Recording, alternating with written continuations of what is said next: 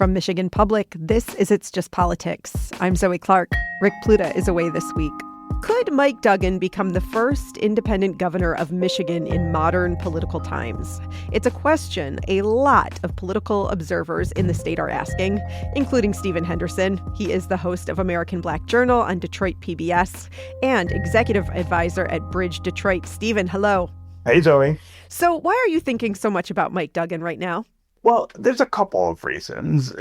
One is the polls, right? I mean, I'm kind of watching this ascension of Mike Duggan in the polls. And look, I mean, when he decided that he was going to run, I mean, I was not necessarily skeptical, but look, he's an independent, and that's not something we've seen before. So I didn't know what to make of it.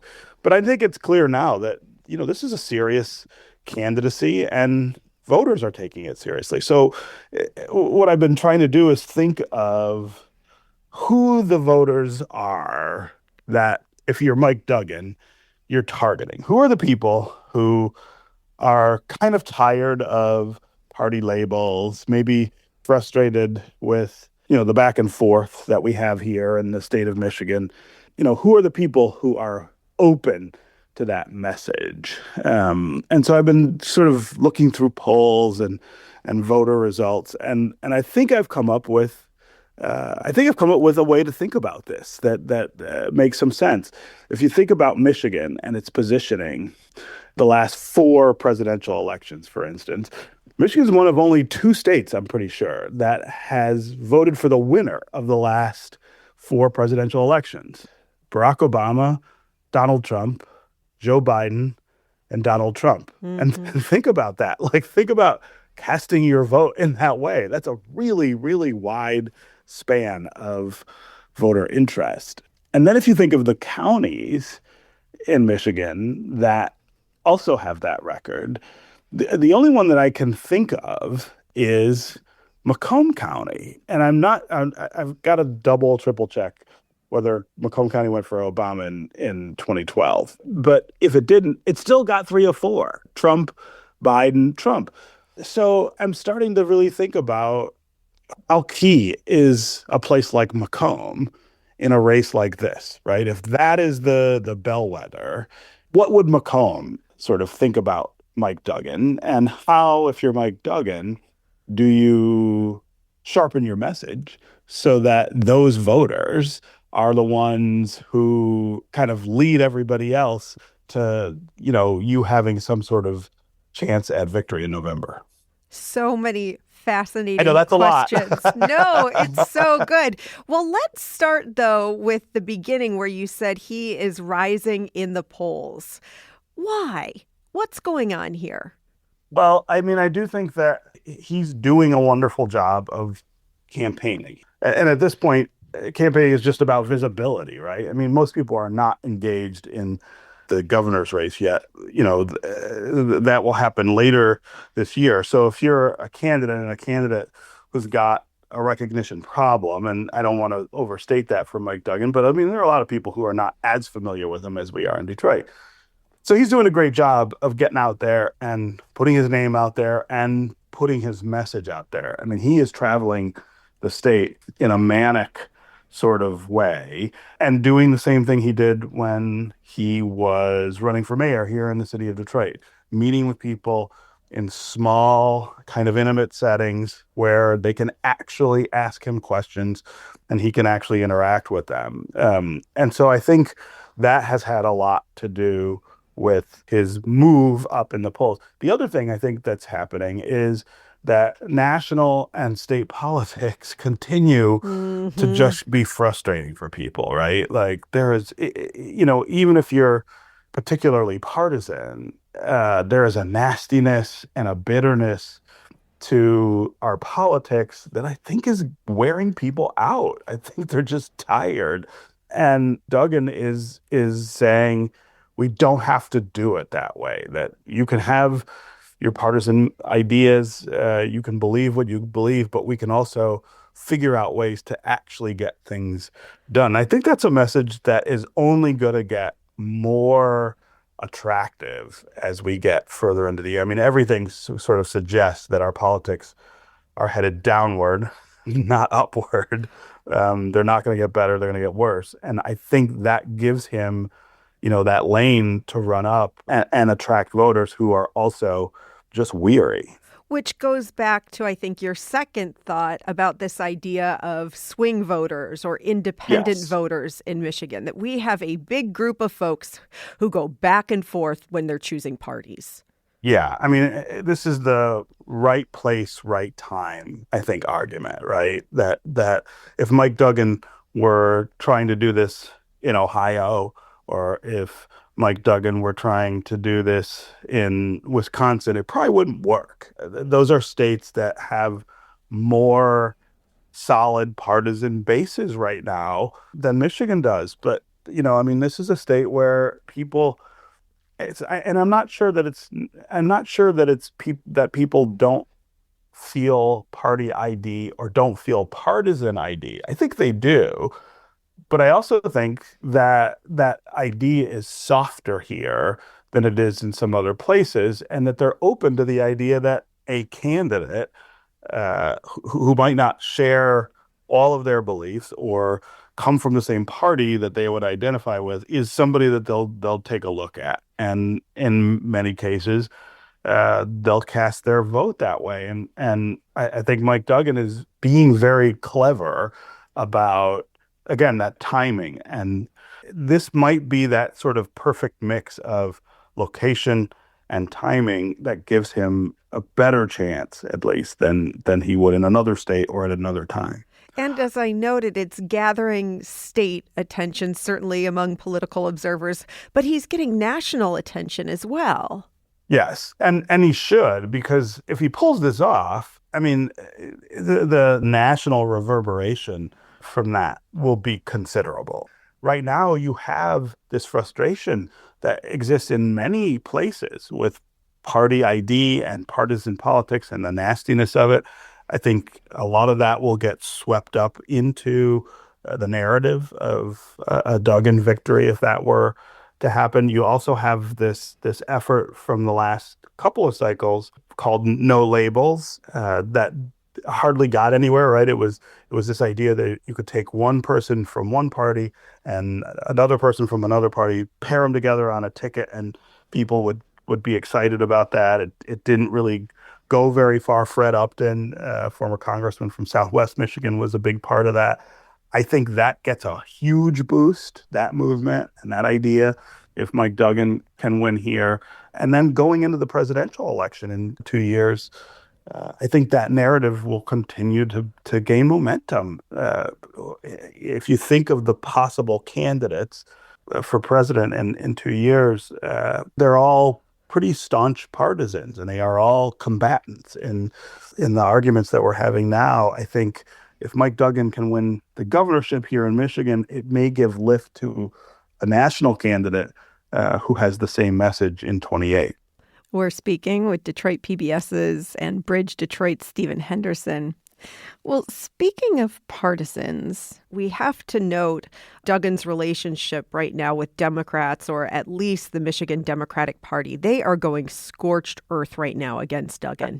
They are. They are. And look, I mean, I think that's got to be their strategy. They are worried about losing their voters to someone who used to be one of them and still carries a good deal of the message that they're putting out there. I mean, it's not like Mike Duggan is saying, "I hate Democratic politics or policy." He's saying, "I hate the way that we pursue these policies." And so I think Democrats have to be really worried about that. But that's a double-edged sword too. I think the more they attack him, particularly on issues that are not policy related, it gives a lift to folks who are thinking, hey, I don't like the way our politics play out. I don't like the nastiness. I don't like the bitterness. And so I'm not sure how productive it is, for instance, for Curtis Hertel, The chair of the Democratic the Party. chair of the Democratic Party, to be saying some of the things that he's saying, right? I mean, certainly they have to defend their position, and they've got to keep their base together if they have any hope of winning. But I think some of the things that he said and some of the approach feeds into the narrative that Mike Duggan is trying to get across to voters. So I think they got to be careful about that. What do you make of the difference then in the Michigan Republican Party, which has largely been silent on Mike Duggan? Yeah, I don't know what's going on in the Republican Party, to be honest. I mean, you've got a candidate who's in the lead, John James, who basically is not campaigning. He's not showing up for any of the events that would put him in front of voters or put him with other candidates. I think it is fairly described as a very low energy effort. And I don't know. I don't know at what point they kind of come together to say, look, we have something to lose here as well. If you look at the alignment of the business community here in Michigan behind Mike Duggan and how enthusiastic that has been and how quickly it's come together, that's a threat to the Republican base. Similarly to the things that Democrats are worried about losing to Mike Duggan. The other dynamic, which is kind of interesting, is a weak Republican effort also threatens the Democrats, right? So if Mike Duggan can pick up a substantial number of Republican voters, more Mhm. than he would have normally because the campaign is not vigorous, that also makes it harder for Democrats to beat him, And so I don't know what to make of that. I mean, now you see Perry Johnson entering the race and spending a lot of money, and I couldn't watch my basketball games over the weekend without seeing him on TV talking about his campaign. Maybe that gooses John James a bit, or the Republican establishment to say, hey, there's a contest here, and we ought to fight the fight. But I think if they don't, that plays into again this possible middle road that Mike Duggan can run up to and end up in the governor's mansion. I'm curious, Stephen, from your point of view, who has covered this former mayor for more than a decade. You alluded to the fact that when he was running originally as mayor, he went to neighborhoods. He would go to people's houses, and that he's Yeah. doing something very similar right now throughout the state. What else are you seeing him do campaign-wise that's interesting to you or similar to something that you have watched? There is this relatability that he has. He is not a great orator. He is not a particularly polished campaigner, but he's super regular in these contexts. I mean, he seems like somebody you might know, and it's kind of surprising to people, I think.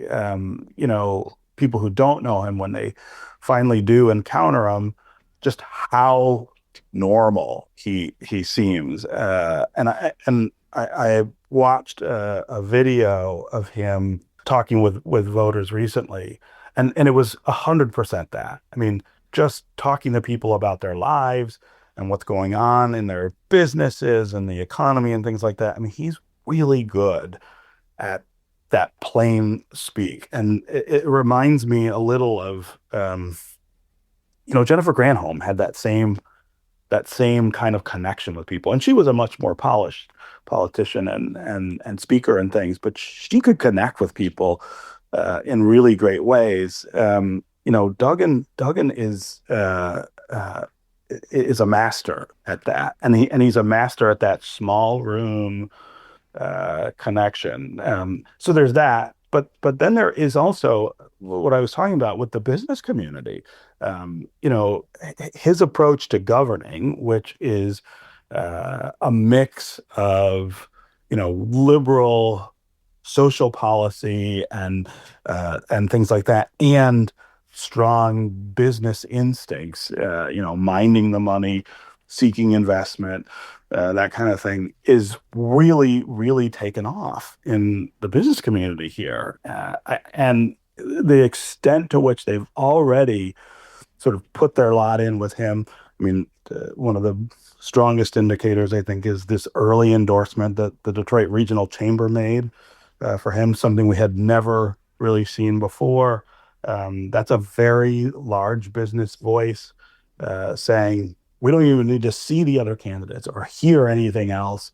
We're in with Mike Duggan. And there have been a couple other key kind of business endorsements. I think that is everything in terms of money and support, especially in the middle, right? In that sort of political middle. So this is what we saw here, I think, in 2013 when he ran for the first time. This sort of coalition he was able to put together to win the mayorship. I feel like this is the same playbook, but on a statewide level. Stephen, in just the minute or so that we have left, what are you going to be watching for vis-a-vis Mike Duggan over the next, let's say, couple weeks, months? So, I mean, we're coming up on the Mackinac Policy Conference, and that's always one of the big early campaign opportunities. It's a big stage for candidates. How he plays the advantage he's already been given there, right? The chamber has already endorsed him. He's kind of gonna be a star up there regardless. How does that come together, right? How does that play out? Can he play that advantage to a greater advantage than he already has? The other thing I'm starting to think about is, who's his running mate? Mm-hmm. I think that's a really intriguing question. Is it a Democrat? Is it a Republican? Is it somebody from the east side of the state where he's from, or does he get someone from the west side to boost himself in a place that he's less familiar? I think there are endless kind of micro calculations that have to be done for him to make that decision. I'm really, really curious about how he does that.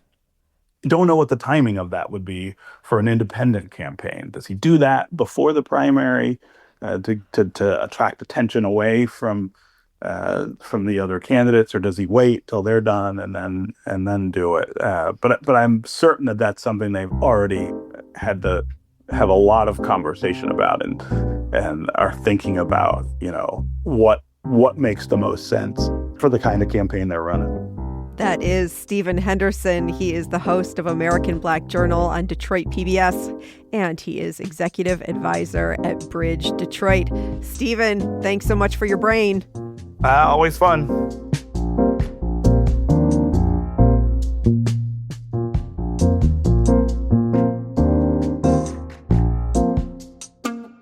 And that is It's Just Politics for today. I am Zoe Clark. Rick Pluta has been away. Let's talk again next week.